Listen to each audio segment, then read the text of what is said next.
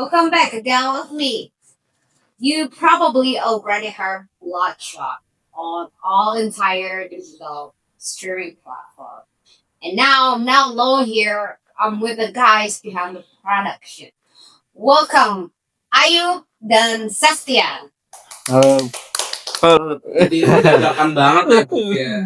Ini tuh ada briefing parah. Iya. Terus atau apa tapi gua tahu Bloodshot tuh pasti punya historical journey yang cukup panjang. Tapi seberapa panjang sih kalau kalian bisa kasih tahu tuh seberapa panjang sih? Probably yang bisa ngomong itu adalah The Ranger. Oke. Kita bikin Bloodshot itu tahun 2013 ya. 2012 lebih lama lagi. Itu untuk band sebelumnya. Cuman tidak terpakai. Waktu itu udah sampai proses mixing, mastering. Terus lagunya udah jadi ya? Lagunya udah jadi. Cuman belum ada lirik. Oh, oke. Nah, kebiasaan gua sama Lai itu ngeband dari dulu. Kita mau musik dulu ya. Betul. Musik, terus kira-kira liriknya apa. Coba beberapa lirik, gak masuk-masuk. Masuk. Akhirnya dia memutuskan untuk tidak memakai lagu itu. Enggak, Jadi, bukan kita yang memutuskan. Vokalis yang dulu tidak suka. Ya, intinya tidak terpakai lah. Tapi berarti itu dibiarkan gitu aja Iya, dari 2012.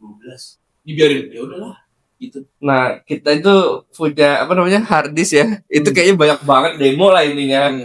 Gua sama dia emang dari dulu karena masih kuliah kali ya, produktifnya masih tingkat tinggi, setiap weekend rekaman. Oh. Produktif. Tapi dari tahun 2012 simpen musiknya di dalam hard disk sampai akhirnya 2025. Enggak, 22. 2022. Wah. Iya, 2022. Ya. 10 years berarti. 10 years. 10 years. Itu Dan masih di dalam situ aja tanpa bergerak dan akhirnya datanglah Maeve. Dan teman gue satu ini nih orang yang lumayan suka denger instrumental doang. Jadi setiap ganti handphone atau apa, Bre tolong emailin lagu lama dong. Gue email. Jadi tersimpan di email ceritanya. Jadi kalau materi juga suka banget. Kalau lu tadi kan karena sekarang lagi gitu lagi ya. Betul. Ya, Karena rotasi. terus, jadi mungkin langkah yang baik lu simpen ya. Iya. Jadi treasure ya. Jadi treasure terus akhirnya datang Maeve dan menurut gua it's gonna be a perfect fit. Iya. It is a perfect fit menurut gua ya. Karena kalau gua nggak tahu ceritanya. Tapi gua nanya ya. Lu tahu gak sebelumnya itu ada musiknya? Jadi gini, waktu itu 2022 tuh gue nonton dan band gue yang lama itu lagi hiatus juga. Kebetulan kita belum nikah nih. Okay.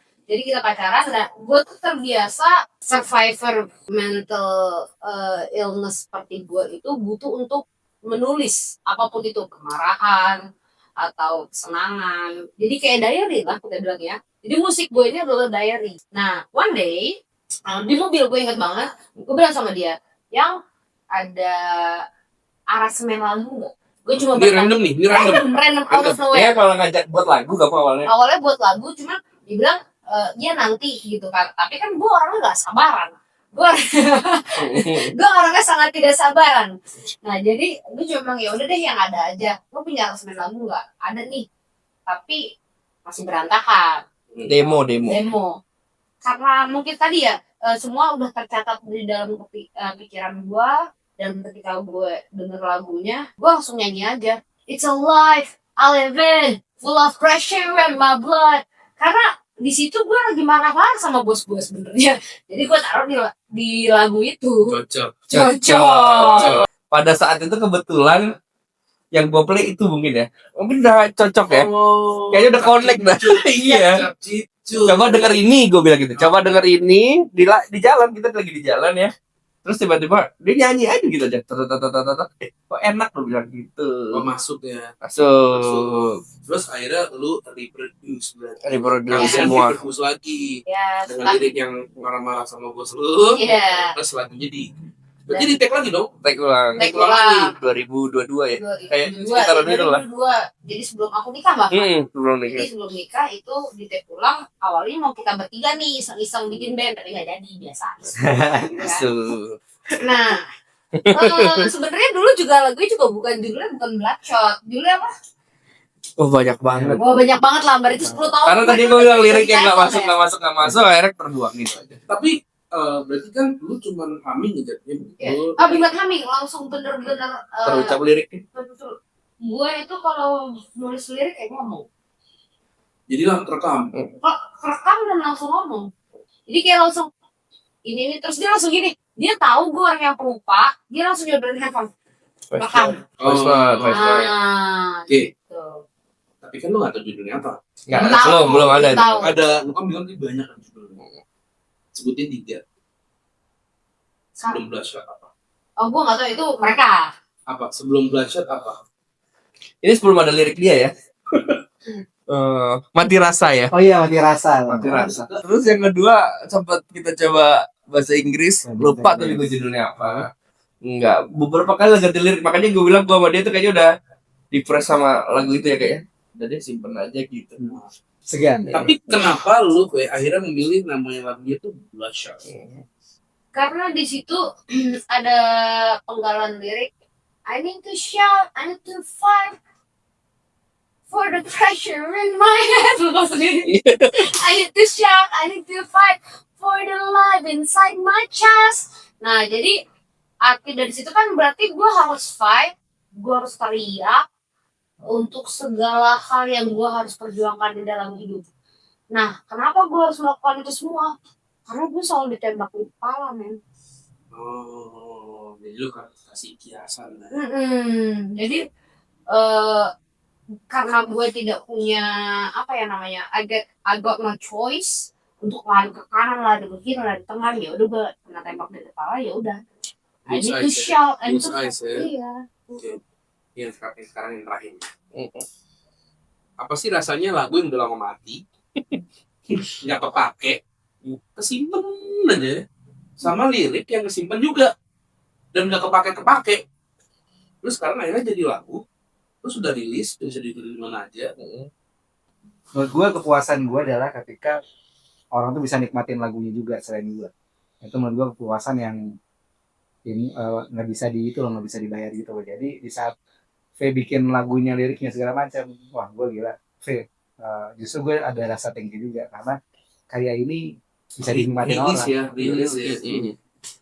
Happy sih gue, happy. Kalau yuk, Gue sih sangat suka banget ya. Karena tadi ceritanya mau bikin band gitu waktu COVID itu iseng. Cuman ternyata nggak jadi.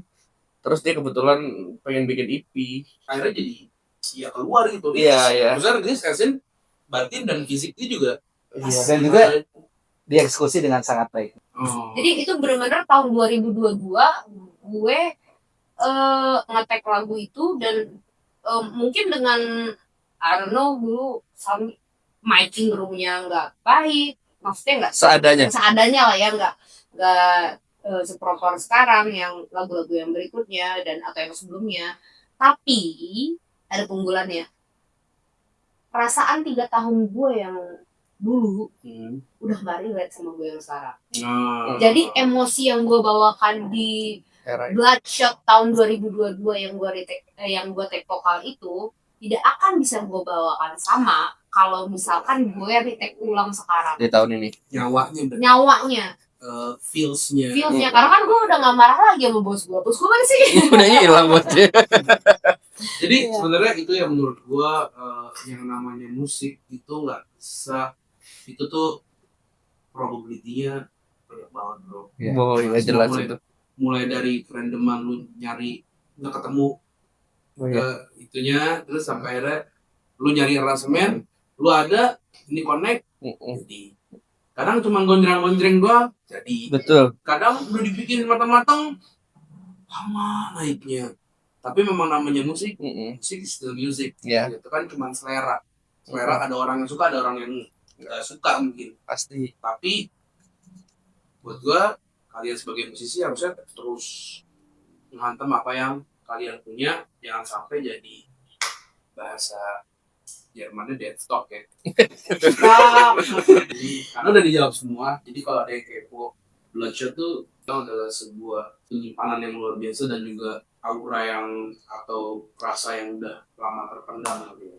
Biaran nabrak jadi. Cuma pengen bilang thank you banget buat Sestian dan Ayub. Kalau nggak ada mereka, Bloodshed nggak jadi.